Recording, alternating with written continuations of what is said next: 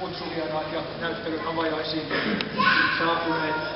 Mä en aio hyvin tarkkaan tuota näyttelyä esitellä, vaan se on ehkä parempi, että itse katsotte kuvia ja tutustutte siihen teksteihin, niin saatte sitten semmoisen syvällisemmän panoksen. Mutta ihan rautateiden puutarhoista tai puistoista sen verran, että minkä takia niitä ruvettiin aikanaan tekemään. Niin tämä johtuu yksinkertaisesti siitä syystä, että kun meidän rautatie rakennettiin Riihimäeltä Pietariin 1870, niin silloin venäläiset vaativat Venäjän puolen asemille asemapuistoa. Ja sitten keksittiin, että no sehän on hieno idea, että tuodaan tämä puistoajatus Suomeen, Suomen puoleisille asemille. Ja tässä oli semmoisena, sanotaanko nyt primus moottorinen rautateiden ensimmäinen pääjohtaja Georg Strömberg, joka oli itse hyvin kiinnostunut maataloudesta, puutarhan hoidosta ja yleensä kaikesta, mikä liittyy tähän meidän kasvavaan ympäristöön. Ja niinpä hän sitten päätti perustaa rautateiden oman puutarhan Hyvinkäälle, missä meidän koko kaupungin nykyinen keskusta oli rautatien puutarhaa. Ja sieltä sitten levitettiin näitä puutarhan kasveja eri puolille rautaverkkoon ja kaikille asemille.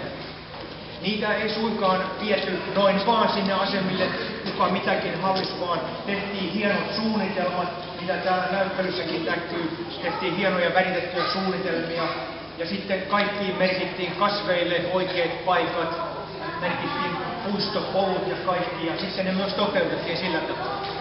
Ja kaikki nämä kasvit, mitä sinne istutettiin, niin ne ei ollut mitään tahansa kasveja, vaan erittäin hienoja jalopuita, jalopensaita. Siellä on semmoisia nimiä kuin Siperian kuusi, Sembramänty, sitten oli kaiken maailman pensaita, joilla on hienot nimet, mä en edes muista niitä, mutta siis vähän tämmöisiä erikoisempia kasveja.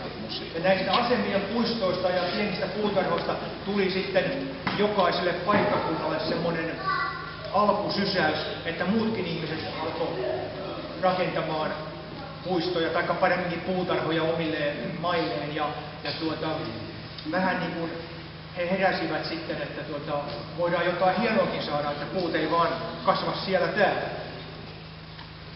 Ja sitten oli tietysti toinen semmoinen käytännön syy myös näihin asemapuistoihin, eli se, että ennen vanhaa höyryveturit kun lähti asemalta, niin niistä lähti paljon kipinöitä ja siinähän oli suuri vaara sitten, että asemarakennus ja muut rakennukset saattoi syttyä tuleen.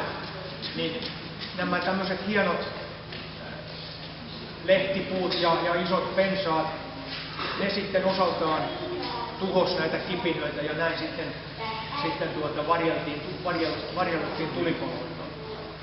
Täällä Toijalassakin oli aikanaan aika hienon näköinen asemapuisto.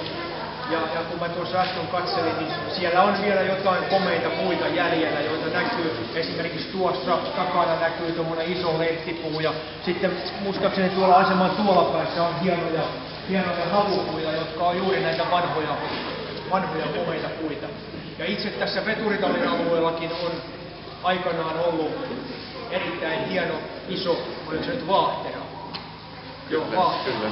Ja se on sitten jouduttu tietysti kaataan pois, mutta nyt meillä on sitten tilaisuus istuttaa tänne uusi puu, niin kuin äsken kuultiin, tosin se on omenapuu, ei kasva niin isoksi ja komeaksi kuin vaahtera, mutta se on kuitenkin yksi semmoinen tärkeä lajike, jonka rautatiet on tuonut Suomeen. Eli se on todennäköisesti tämä niin sanottu hyvingiensis, eli tämmöinen riippuva oksainen rautatien omenapuu, josta saadaan hyvin runsas sato pieniä, tommosia 4-5 sentin halkaiselta olevia omenoita, jotka on erittäin hyviä, ei syötäväksi, mutta esimerkiksi illoksi, omenapiirakoihin, niistä saa hienoja makuvivahteita. Ja sitten semmoinen, mistä asemapäälliköt aikanaan tykkäsi ja halusi levittää tätä puuta, on se, että siitä oli mukava tehdä kotiviiniä. Ja näillä sanoen toivotan teille tervetulleeksi tänne ja tutustumaan tähän hienoon näyttöön. Kiitos.